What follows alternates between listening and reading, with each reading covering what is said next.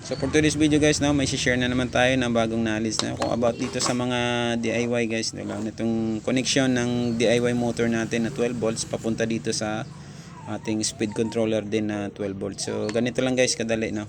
Baliktarin lang natin siya. So makikita na natin yung kanyang pangalan. So ayan, yung banda dito. Ayan.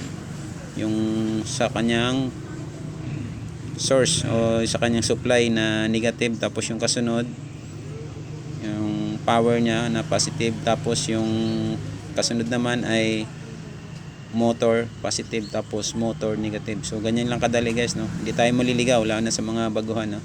Yan para sa inyo to. So kung hindi niyo pa kabisado yung pagdi-DIY. So ito naman yung sa motor natin guys. So take note lang, no. May i-share tayo na bagong ano dito. Bagong technique sa ganitong klaseng motor na 12 volts. So ang specs nito siya ay RS755 guys na motor. Yan, nabibili natin sa online, no. Ayan, nabibili natin siya ng 195 to 200 na. Depende minsan sa store dahil hindi pare-parehas yung presyo nila. So ito guys, pe-flex lang natin to, no. Ito. Kung nakikita nyo tong dot na kulay pula na to, yan tinuturo natin. So ayan. Yan, lalo na guys sa mga baguhan na hindi kabisado to. Yan yung sign ng negative niya. So diyan natin ilalagay yung source ng ating negative na papunta dun sa ating supply. Yung negative yan siya guys, hindi yan siya positive, take note, lalo na sa mga baguhan. Ito naman yung sa kabila. So diyan yung positive natin. So kadalasan kasi kung makakita tayo ng markings, no, na may dot na kulay pula, akala natin, no, positive. Pero madalas na ganoon naman talaga. Pero dito, iba dito guys. So na-encounter ko na to. Kaya nasibakan ako dati ng isang speed controller, no, nung nag-uumpisa pa lang tayo sa DIY. So unang gawa ko ng aking DIY na electric fan. So nasibakan tayo. Kaya yan, i-share natin guys para aware tayo, no, sa mga nanonood ng ating video. So sana makatulong to. So ayan. So dito naman guys papunta. Ayan, ipakita natin. Yan. So ito na yun siya.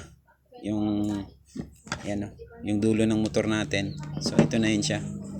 Puro motor yan. So, kailangan guys, no, pag negative ng motor, sa negative ng motor tayo. Kung sa positive motor, positive din. So hindi po pwede magkabaliktad tayo dito na ang supply natin may lagay natin dito, no, sa motor. So automatic sibak yung speed controller natin guys. So sayang.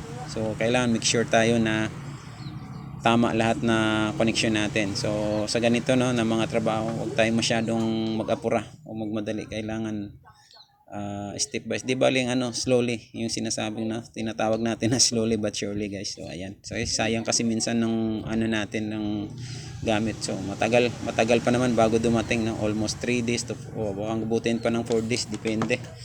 Yan, pinakamababa na yung 4 days niya bago dumating. So ayan.